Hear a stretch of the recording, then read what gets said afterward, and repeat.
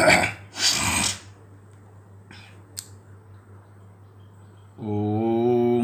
तामग्निवर्णां तपसा ज्वलन्तीं वैरोचिनीं कर्मफलेषु दुष्टां दुर्गां देवीं शरणमहं प्रपद्ये महेश्वरान्नासीत्र्यै ते नमः। मैं कमलेश झा, सहायक प्रोफेसर व्याकरण विभाग जोथालाल संस्कृत महाविद्यालय मझौलिया पश्चिम चंपारण। मैं आज उपशास्त्री एवं शास्त्री प्रथम वर्ष के छात्रों के लिए उपशास्त्री के छात्रों जिनका विषय व्याकरण है एवं शास्त्री प्रथम खंड के छात्र जिनके लिए अनिवार्य प्रथम पत्र के रूप में संस्कृत व्याकरण पढ़ाई जाती है, कारक प्रकरण प्रारंभ है, जिसके अंतर्गत द्वितीय कारक का कुछ सूत्र कल पढ़ाया जा चुका है। उसके आगे के सूत्र गति बुद्धि प्रत्यय वसानार्थ शब्द कर्मा कर्मकाणामणि कर्ता सवर्णौ। गति बुद्धि प्रत्यय वसानार्थ शब्द कर्मा कर्मकाणामणि कर्ता सवर्णौ। गत्याद्यर्थानां शब्द कर्मणाम अकर्मकानां च अणो यः कर्ता सवर्णौ कर्म स्यात्।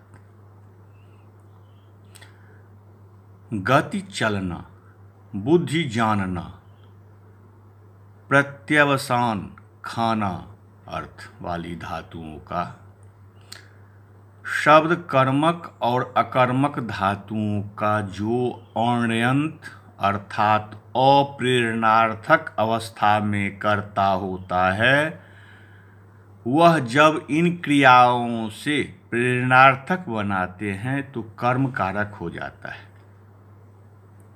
गति चलना, बुद्धि जानना, प्रत्यवसान खाना अर्थ वाली धातुओं का, शब्द कर्मक और अकर्मक धातुओं का जो अण्यंत अर्थात अप्रेरणार्थक अवस्था में कर्ता होता है, वह जब इन क्रियाओं से प्रेरणार्थक बनाते हैं तो कर्म कारक हो जाता है। जब उपर्युक्त धातुओं से ऋच प्रत्यय लगाकर प्रेरणार्थक रूप बनाते हैं तो पहली अवस्था में जो कर्ता रहता है वह कर्म हो जाता है। पांचों प्रकार के उदाहरण निम्नलिखित हैं। शत्रून् गमयत् स्वर्गं वेदार्थं स्वान् वेदयत्। आशयच्चामृतं देवान् वेदमध्यापयद्विधिम्। आशयत् सलिले पृथ्वीं जस्स में श्रीहरिर्गति। शत्रून् गमयत् स्वर्गम, शत्रुओं को स्वर्ग भेज दिया। में अगमयत प्रेरणार्थक क्रिया है, अप्रेरणार्थक में 17वां स्वर्गम अगच्छन होगा, परंतु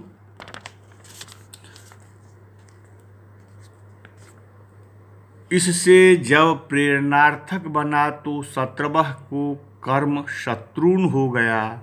यहाँ गत्यर्थक क्रिया है। वेदार्थं स्वान् अवेदयत्, उसने अपनों को वेद पढ़ाया। वेदार्थं स्वान् अवेदयत्, उसने अपनों को वेद पढ़ाया, यह प्रेरणार्थक है। अप्रेरणार्थक में स्वे वेदार्थम अभिदुः, अप्रेरणार्थक में स्वे वेदार्थम अभिदुः, उससे अपनों ने वेद समझा। यहाँ भी अप्रेरणार्थक का स्वे कर्ता स्वान कर्म हो गया है। क्रिया बुद्धि जानना अर्थ की है। आशयत च अमृतं देवान्, आशयत च अमृतं देवान्, देवताओं को अमृत पिलाया। भी देवा अमृतम आसनन, देवों ने अमृत पिया से प्रेरणार्थक है। इतदर्थ देवा कर्ता की देवान कर्म हो गया। यह प्रत्यवसान भोजनार्थ अर्थ की क्रिया है। वेद मध्यापयद विधिम, ब्रह्मा को वेद पढ़ाया। विधि वेदम अध्येत, ब्रह्मा ने वेद पढ़ा से प्रेरणार्थक बना है। पढ़ाने अर्थ की धात से, पढ़ाने अर्थ की धात से प्रेरणार्थक होने से विधि कर्ता को विधिम कर्म हुआ है। अध्यापयत शब्द कर्मक धातु है, जिसका कर्म शब्द है। अतः गति बुद्धि प्रत्ययवसानार्थ शब्द कर्मा कर्मकाणामणि कर्ता स्वर्णौ सूत्र से कर्ता को प्रेरणार्थक में कर्म संज्ञा हुई। आशयत सलिले पृथ्वी, पृथ्वी को जल में रख दिया। आशयत सलिले पृथ्वी, पृथ्वी को जल में रख दिया। सलिले पृथ्वीम आस्त, पृथ्वी जल पर तैरती रही से प्रेरणार्थक है। अतः पृथ्वी कर्ता का पृथ्वी कर्म हो गया है।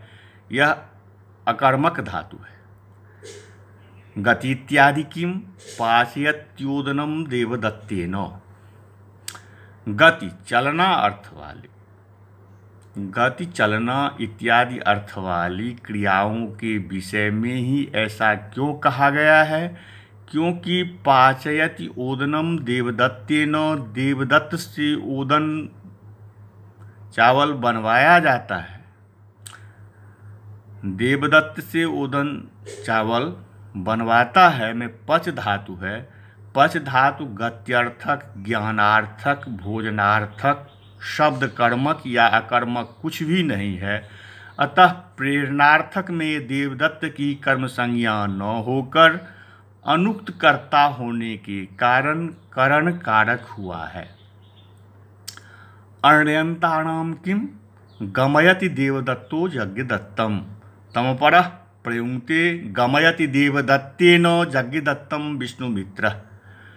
अप्रेरणार्थक क्रिया के कर्ता को ही प्रेरणार्थक में कर्म करने का नियम क्यों लागू कहा गया है?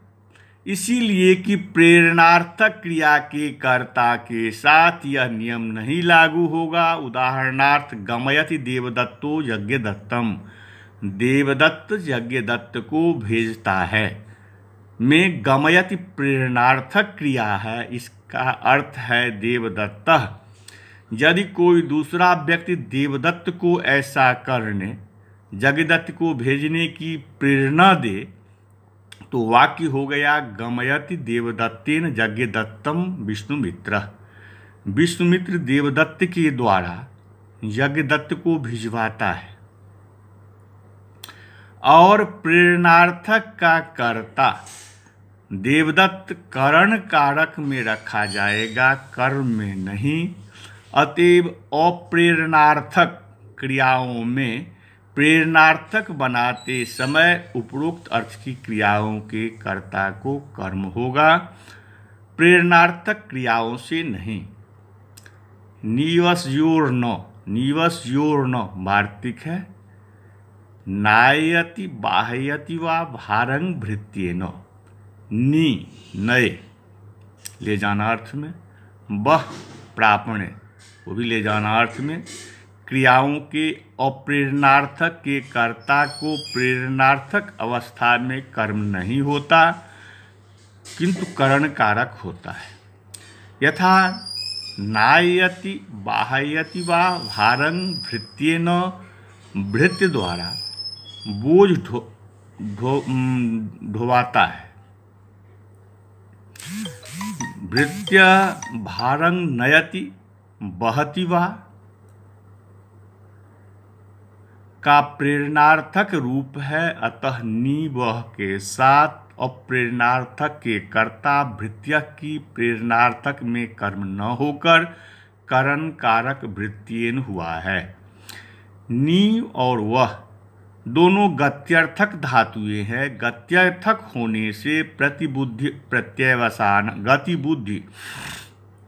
गत्यर्थक होने से गतिबुद्धि प्रत्ययवसानार्थ शब्द कर्मकाणां वणि कर्ता स्वर्णौ सूत्र से अण्यंत अवस्था के कर्ता की प्रेरणार्थक अवस्था में कर्म होना चाहिए था, किंतु इस वार्तिक द्वारा निषेध कर दिया गया है। अगला वार्तिक है नियंत्री कर्तृकस्य बहिर्निषेधः। नियंत्री कर्तृकस्य बहिर्निषेधः वाहयति रथं वाहन सूतः। किंतु जब वह धातु का कर्ता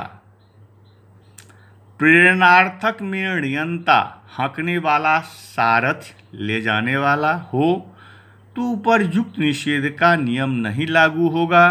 सामान्य नियम ही होता है, अर्थात अण्यंत और प्रेरणार्थक अवस्था के कर्ता को प्रेरणार्थक अवस्था में कर्म संज्ञा होती है। यथा वाहयति रथं वाहन सूतः। सूत घोड़े से रथ खिंचवाता है। सूत मतलब सारथी। सारथी घोड़े से रथ खिंचवाता है। में वाहयति प्रेरणार्थक क्रिया के साथ नियंत्र कर्तृक सूत करता है। इसीलिए पहले के नियम के अनुसार वाहन में कर्म ही होगा, करण नहीं। अगला वार्तिक है आदि खाद्योर्न। आदि खाद्योर्न आदयति खादयति वा अन्नं बटुना। अद तथा खाद, अधभक्षण धातु है और खाद भक्षण खाना अर्थ में। धातु अद तथा खाद खाना धातुओं के अण्यंत अवस्था में जो कर्ता होता है उसकी प्रेरणार्थक अवस्था में कर्म नहीं होना चाहिए। अद तथा खाद दोनों प्रत्यवसान अर्थ की धातुएं हैं, अतः गति बुद्धि प्रत्ययवसानार्थ सूत्र से अण्यंत अवस्था के कर्ता को प्रेरणार्थक में कर्म होना चाहिए, किंतु यह वार्तिक निषेध कर देता है। आदयति खादयति वा अन्नं बटुना। बटु को बालक को अन्न खिलाता है। बटु रन्नमति खादति वा। बटु अन्नम अति खादति वा। बटु अन्न खाता है से प्रेरणार्थक हुआ है, अतः कर्ता बटु में प्रेरणार्थक क्रिया के साथ कर्म कारक नहीं हुआ है, करण हुआ है। भक्षेर हिंसार्थस्य न। वार्तिक है, ये भी वार्तिक है। भक्षेर हिंसार्थस्य न भक्षयत्यन्नं बटुना। अहिंसार्थस्य किम भक्ष्यति बलिवर्तान् सस्यम। भक्ष धातु का जब हिंसा या चोट पहुंचाना अर्थ नहीं होता है, भक्ष धातु का जब हिंसा या चोट पहुंचाना अर्थ नहीं होता है तो कर्ता को प्रेरणार्थक में कर्म संज्ञा नहीं होती, किंतु जब भक्ष खाना धातु के प्रयोग से हिंसा या हानि पहुंचाने का अर्थ होगा तब यहाँ कर्ता को प्रेरणार्थक में कर्म संज्ञा होगी। भक्षयत्यन्नं बटुना, यहाँ भक्ष का हिंसा अर्थ नहीं है, अतः बटु को कर्म संज्ञा नहीं हुई। हिंसा अर्थ का निषेध क्यों किया गया है? भक्षयति बलिवर्दान सस्यम। बैलों से फसल को खिलाकर हानि पहुंचवाता है। भक्षयति बलिवर्दान सस्यम, बैलों से फसल को खिलाकर हानि पहुंचवाता है। में भक्ष हिंसा हानि पहुंचाने के अर्थ में है, अतः यहाँ बलिवर्दान में कर्म कारक ही हुआ है। भक्षयत्यन्नं बटुना में तो खाने के अर्थ की भक्ष क्रिया होने से बटु में कर्म संज्ञा नहीं हुई, किंतु यहाँ भक्ष का अर्थ खिलाकर हानि पहुंचाना है, अतः कर्म संज्ञा हो जाएगी। जलपति प्रभृति नाम उपसंख्यानम, ये भी वार्तिक है। जलपति प्रभृति नाम उपसंख्यानम जल्पयति भाषयति वा धर्मम पुत्रं देवदत्तः। जलपति इत्यादि को भी इसी नियम के अंतर्गत समझना चाहिए, अर्थात जल्प आदि धातुओं के विषय में भी यह नियम समझना चाहिए कि जो अण्यंत अवस्था में कर्ता हो उसे प्रेरणार्थक दशा में कर्म होवे। सूत्र में गति बुद्धि प्रत्यय वसानार्थ शब्द कर्मा अकर्मकाणामणि कर्ता स्वर्णों में शब्द कर्मक धातु का कथन किया गया है, किंतु शब्द कर्णा अर्थ वाली धातु का उल्लेख नहीं है। इसी कारण इस वार्तिक की आवश्यकता पड़ी कि शब्द कर्णा अर्थ की जल्प आदि धातुओं के संबंध में भी उपर्युक्त कर्ता की कर्म संज्ञा होने का नियम समझना चाहिए। जल्पयति भाषयति वा धर्मं पुत्रं देवदत्तः। देवदत्त पुत्र को धर्म सिखाता है, में पुत्र में कर्म कारक हुआ है। अगला वार्तिक है दृशेश्च दर्शयति हरिं भक्तान्। सूत्र ज्ञान सामान्यार्थानामेव ग्रहणं न तु तद्विशेषार्थानाम् इत्यनेन ज्ञाप्यते, तेन स्मरति जिघ्रति इत्यादीनां न। स्मारयति घ्रापयति वा देवदत्तेन। दर्शयति के साथ भी कर्म कारक होता है। यथा दर्शयति हरिं भक्तान्, भक्तों को हरि दिखलाता है, में दर्शयति होने से भक्तान कर्म कारक हुआ है। इस वार्तिक में सूत्र में बुद्धि के सामान्य अर्थ को ही समझना चाहिए, विशेष अर्थ में नहीं, अर्थात देखना, सूंघना, स्मरण करना आदि विशेष प्रकार के ज्ञान का अर्थ नहीं लेना चाहिए। सामान्य प्रकार का ज्ञान ही समझना चाहिए। दृश्य देखना विशेष प्रकार का ज्ञान है। अतः गति बुद्धि प्रत्यय वसानार्थ सूत्र में बुद्धि अर्थ की धातु काल उल्लेख होने पर भी चूंकि वहाँ सामान्य प्रकार की ज्ञान का ही अर्थ है, अतः विशेष प्रकार के ज्ञान देखना के लिए दृशेश्च वार्तिक की आवश्यकता हुई। इसीलिए यह सूत्र स्मरति तथा जिघ्रति क्रियाओं के साथ नहीं लगेगा। उदाहरणार्थ स्मारयति घ्रापयति वा देवदत्तेन। देवदत्त को याद करवाता है या सुंघाता है, में स्मारयति और घ्रापयति विशेष प्रकार के ज्ञान हैं, अतः देवदत्त में कर्म नहीं हुआ है। विशेष अर्थ न बताने पर कर्म होता। अगला वार्तिक है शब्दायतिर्न।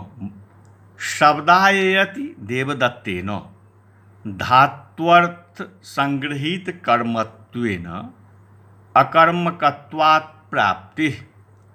शब्दायति क्रिया के कर्ता को प्रेरणार्थक अवस्था में कर्म संज्ञा नहीं होगी। शब्दायति क्रिया के कर्ता को प्रेरणार्थक अवस्था में कर्म संज्ञा नहीं होगी। उदाहरण शब्दायति देवदत्तेन, यहाँ देवदत्त में कर्म कारक नहीं होगा। कर्ता के अनुक्त होने से देवदत्त में तृतीया विभक्ति हुई है। अब विचारणीय यह है कि शब्दाय धातु के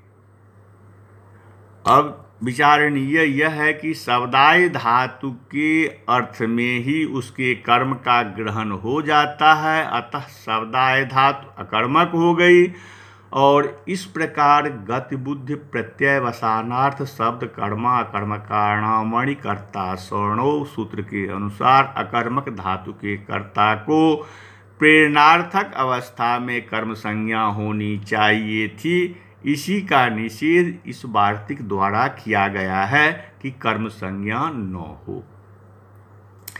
येखां देश कालादि भिन्नं कर्म न खंभवति ते अत्र कर्मकाः न तु अविवक्षित कर्माणोपि तेन मासयति देवदत्तम इत्यादौ कर्मत्वं भवत्येव देवदत्तेन पाचयति इत्यादौ तु न।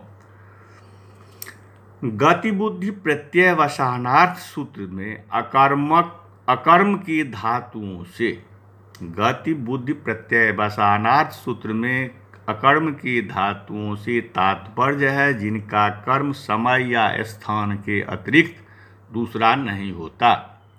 अर्थात जिनका कर्म समय या स्थान ही होता है, उन धातुओं से तात्पर्य नहीं है जो सकर्मक है परंतु वक्ता की इच्छा के अनुसार अकर्मक रूप में प्रयुक्त होती है। मास मासयति देवदत्तम में मासम कालवाचक कर्म है, आशयति अकर्मक क्रिया है, अतः देवदत्त में प्रेरणार्थक अवस्था में गति बुद्धि सूत्र से कर्म संज्ञा हुई। परंतु देवदत्तेन पाचयति में देवदत्त में कर्म नहीं हुआ है, करण हुआ है, क्योंकि वहाँ धातु का कर्म विवक्षित नहीं है, कर्म है ओदन जो न तो देश है और न काल है। अगला सूत्र है हृकोरण्यतरस्याम। हृकोरण्यतरस्याम हृकोरणो यः कर्ता सवर्णो वा कर्म संज्ञा स्यात्, हारयति कारयति वा भृत्यं भृत्येन वा कटम।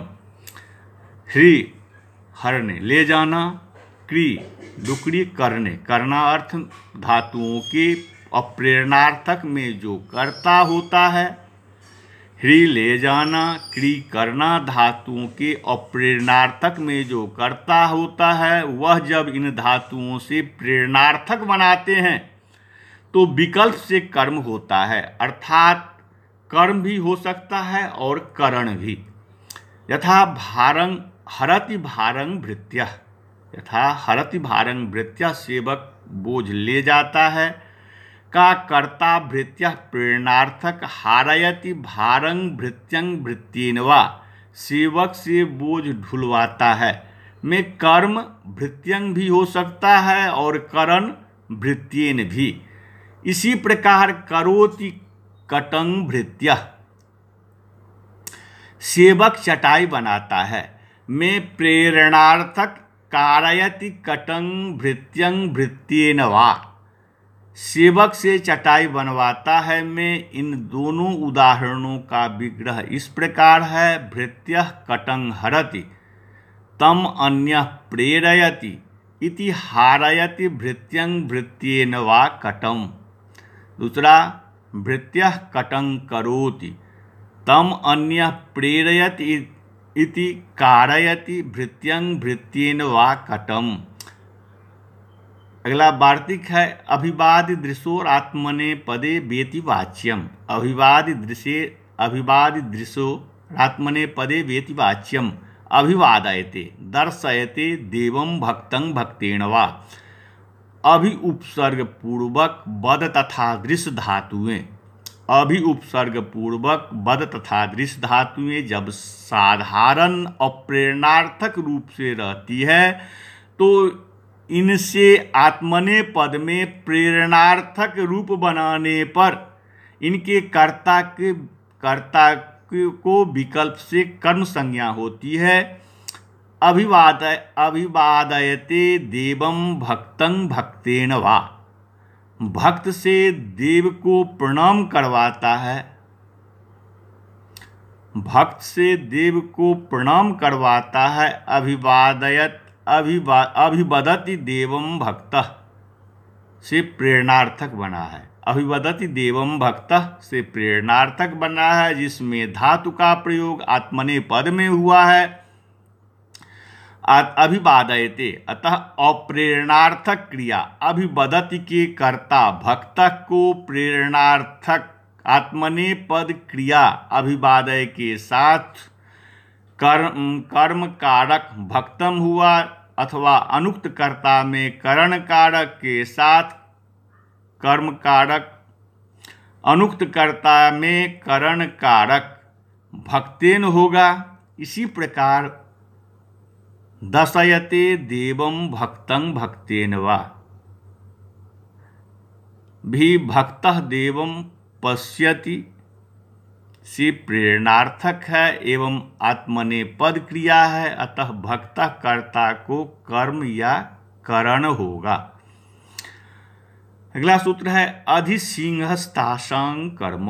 अधिसिंहस्थासां कर्म अधिपूर्वाणाम येषाम् आधारः कर्म स्यात्। अधिपूर्वाणाम येषाम् आधारः कर्म स्यात् अधिष्येते अधितिष्ठति अध्यास्ते वा वैकुंठं हरे। अधि उपसर्ग से युक्त, अधि उपसर्ग से युक्त सिंह शयने स्वप्ने, सोना स्था, ठहरना आस, बैठना धातुओं के आधार की कर्म संज्ञा होती है। अधि उपसर्ग से युक्त सिंह, सोना, स्था, ठहरना, आस, बैठना धातुओं के आधार की कर्म संज्ञा होती है। यथा अधिष्येते वैकुंठं हरि, हरि वैकुंठ में सोते हैं। अधिपूर्वक सिंह, अधिष्येते क्रिया का आधार वैकुंठ है, उसमें करण कर्म कारक हुआ है। इसी प्रकार अधितिष्ठति वैकुंठं हरि में अधिपूर्वक स्था धातु तथा अध्यास्थे वैकुंठं हरि में अधिपूर्वक आस धातु के आधार में कर्म कारक हुआ और द्वितीया विभक्ति हुई। अगला सूत्र है अभिनिविशश्च, अभिनि इत्येतत् संघात पूर्वस्य, अभिनिविशश्च अभिनि इत्येतत् संघात पूर्वस्य विस्तेराधारः कर्म स्यात्। अभिनिविशते सनमार्गम, अभि तथा नि उपसर्ग जब एक साथ, अभि तथा नि उपसर्ग जब एक साथ विस धातु के साथ आते हैं तो उस धातु के आधार को कर्म संज्ञा हो जाती है। अभिनिविश प्रवेश करना। यथा अभिनिविशते सन्मार्गम, सन्मार्ग में मन लगाता है। यहाँ क्रिया का आधार सन्मार्ग है, आधार में सप्तमी होनी चाहिए। आधारो अधिकरणम, सप्तमी अधिकरणे च कहने का है, जो यहाँ आधार में सप्तमी होनी चाहिए। परंतु अभि तथा नि उपसर्ग पूर्वक विस धातु का आधार होने से सन्मार्गम कर्म कारक हुआ, द्वितीया विभक्ति हुई है। परंतु पापे अभिनिवेश में पापे में द्वितीया न होकर सप्तमी हुई है, इसे ही स्पष्ट करने के लिए कहा गया है। परिक्रयणे संप्रदानम इति सूत्रादि मंडूक प्लुत्या अन्य तरस्याम ग्रहण मनोवर्त व्यवस्थित विभाषाश्रयणात् क्वचिन्न पापे अभिनिवेश। पहले कहे हुए नियम का विकल्प भी होता है। परिक्रयणे संप्रदानम सूत्र के अन्य तरस्याम का अर्थ भी इस सूत्र के साथ समझना चाहिए। यद्यपि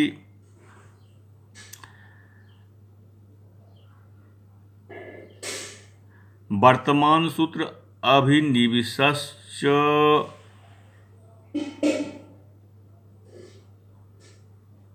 के बीच दो अन्य सूत्र भी आए हैं, फिर भी मंडूकप्लुत न्याय से मेढक की तरह उछलकर परिक्रयणे संप्रदान मन्यतरस्याम सूत्र से अन्यतरस्याम का संबंध इस सूत्र के साथ भी हो जाएगा। ऐसी दशा में कहीं कहीं आधार में अभि जोड़ नि जोड़ विस धातु के होने पर भी कर्म कारक नहीं होता है, अधिकरण ही होता है। जैसे पापे अभिनिवेश, पाप में मन की प्रवृत्ति में अभि जोड़ नि जोड़ विस अभिनिवेश के आधार की विकल्प से कर्म संज्ञा हुई है। अतः पाप के अधिकरण कारक होने से सप्तमी का भी प्रयोग हो गया। यहाँ व्यवस्थित विभाषा का नियम ग्रहण होता है। यहाँ व्यवस्थित विभाषा का नियम ग्रहण किया गया है, अर्थात सूत्र का विषय नियत समझना चाहिए। अगला सूत्र है उपान्वध्यां वसः। उपान्वध्यां वसः उपाधि पूर्वस्य वसतेराधारः कर्म स्यात्। उपवसति, अनुवसति, अधिवसति, आवसति वा वैकुंठं हरि। यदि बस रहना धातु के पहले उप अनु अधि अंग उपसर्ग में यदि बस रहना धातु के पहले उप अनु अधि अंग में कोई भी उपसर्ग हो, इन चारों उपसर्ग में से, तो क्रिया के आधार में कर्म कारक होगा। यथा उपवसति वैकुंठं हरि, अनुवसति वैकुंठं हरि, अधिवसति वैकुंठं हरि, आवसति वैकुंठं हरि में आधार वैकुंठ है, जिसमें कर्म कारक हुआ है, द्वितीया विभक्ति हुई है। अभुक्त्यर्थस्य न वार्तिक है। बने उपवसति, किंतु उपवस से अर्थात उपवास करने, न खाने के अर्थ में आधार में कर्म कारक नहीं होगा। यथा बने उपवसति, वन में उपवास करता है, में उपपूर्वक बस धातु उपवास करने न खाने के अर्थ में आई है, अतः इसके आधार पण में द्वितीया विभक्ति न होकर सप्तमी विभक्ति होगी। उपपद द्वितीया विभक्ति। उपपद द्वितीया विभक्ति उपसर्वतसो कार्याधिगु पर्यादिषु त्रिखु द्वितीया मृडितान्तेषु ततो अन्यत्रापि दृश्यते। वार्तिक। उभयतः कृष्णं गोपा सर्वतः कृष्णम धिक् कृष्णा भक्तम उपर्जुपरि लोकं हरि अध्यधिलोकम अधो अधो लोकम। यहाँ से उपपद द्वितीया विभक्ति के नियम हैं। सभी विभक्तियाँ दो प्रकार की होती है, कारक विभक्ति और उपपद विभक्ति। कारक विभक्ति कर्म आदि कारक के अर्थ में होती है। कारक विभक्ति कर्म आदि कारक के अर्थ में होती है। उपपद विभक्ति किसी पद के योग में आती है। उभयतः सर्वतः धिक् तथा उपर्युपरि अधोअधः अध्यधि तीनों अमृतांत शब्दों तथा इनसे भिन्न दूसरे शब्दों के योग में भी द्वितीया विभक्ति होती है। उभयतः कृष्णं गोपा, कृष्ण के दोनों ओर ग्वाले हैं। में उभयता का संबंध कृष्ण से है। किसके दोनों ओर? कृष्ण के। अतः कृष्ण में द्वितीया होगी। इस प्रकार सर्वतः कृष्णम, कृष्ण के सभी ओर में भी। धिक् कृष्णा भक्तम, कृष्ण के भक्त न होने वाले को धिक्कार है। धिक् कृष्णा भक्तम, कृष्ण के भक्त न होने वाले को धिक्कार है। यहाँ धिक् का संबंध कृष्णा भक्त कृष्ण के अभक्त से है, क्योंकि उसे ही तो धिक्कारा जा रहा है। अतः कृष्णा भक्त में द्वितीया होगी। उपर्जुपरि लोकं हरि, संसार के ठीक ऊपर समीप में हरि हैं। अध्यधिलोकम, संसार के ऊपर समीप में। अधो अधो लोकम, संसार के नीचे में भी। लोक से अत्यधिक सन्निकटता होने से लोकम द्वितीया विभक्ति हुई है। सामीप्य के अर्थ में भी अमृडितांत दोनों आवृत्ति वाले शब्दों का प्रयोग होता है। उपरजध्यदसः सामीप्य। अधोधः, अधोधः का एक प्रसिद्ध प्रयोग शिशुपालवध प्रथम सर्ग में है। नवानधोधो बृहतः पयोधरान, पयोधरान में द्वितीया हुई है। ततो अन्यत्रापि दृश्यते का तात्पर्य यह है कि जो शब्द यहाँ गिनाए गए हैं उनके अतिरिक्त भी कई शब्दों के योग में द्वितीया होती है। अभितः परितः निष्का हा प्रतियोगेपि। वार्तिक। अभितः कृष्णम परितः कृष्णम ग्रामं समया निष्का लंकाम हा कृष्णा भक्तम तस्य शोच्यत इत्यर्थः। बुभुक्षितम न प्रतिभाति किंचित। अभितः दोनों ओर, परितः सब ओर, समया निकट, निष्का समीप, हा शोक अर्थ में। प्रति शब्दों के साथ जिस शब्द की निकटता पाई जाती है उसमें द्वितीया विभक्ति होती है। जैसे अभितः कृष्णम, कृष्ण के दोनों ओर। परितः कृष्णम, कृष्ण के सब ओर। ग्रामम समया, ग्राम के निकट। लंकांग निष्का, लंका के निकट, हा कृष्णा भक्तम, हाय कृष्ण के अभक्त, बुभुक्षितम न प्रतिभाति किंचित, भूखे आदमी को कुछ सूझता ही नहीं है। भूखे आदमी को कुछ सूझता नहीं है। अभी तथा परि से तसिल प्रत्यय लगाने पर, अभी तथा परि से तसिल प्रत्यय लगाने पर अभितः पंचम्यांश तसिल, अभितः परितः शब्द बने जो अव्यय है। पर्जविभ्याम तसिल सूत्र। निष्का तथा अंतिक दोनों समीपवाचक है। निष्का तथा अंतिक दोनों समीपवाचक है। निष्का अंतिके तथा समया अंतिक मध्ययोः अमरकोश यहाँ प्रति उपसर्ग है। अंतरा अंतरेण युक्ते आभ्याम योगे, अंतरा अंतरेण युक्ते आभ्याम योगे द्वितीया स्यात् अंतरांग त्वांग मांग हरिः, अंतरेण हरिंग नो सुखम। अंतरा मतलब बीच में, अंतरेण वीणा के योग में द्वितीया विभक्ति होती है। उदाहरण अंतरा त्वांग मांग हरिः, तुम्हारे और हमारे बीच में हरि हैं। अंतरेण हरिंग न सुखम, हरि के बिना सुख नहीं है। अंतरा तथा अंतरेण दोनों अव्यय है। इस तरह आज के प्रसंग को यही विराम दिया जाता है। नमस्कार।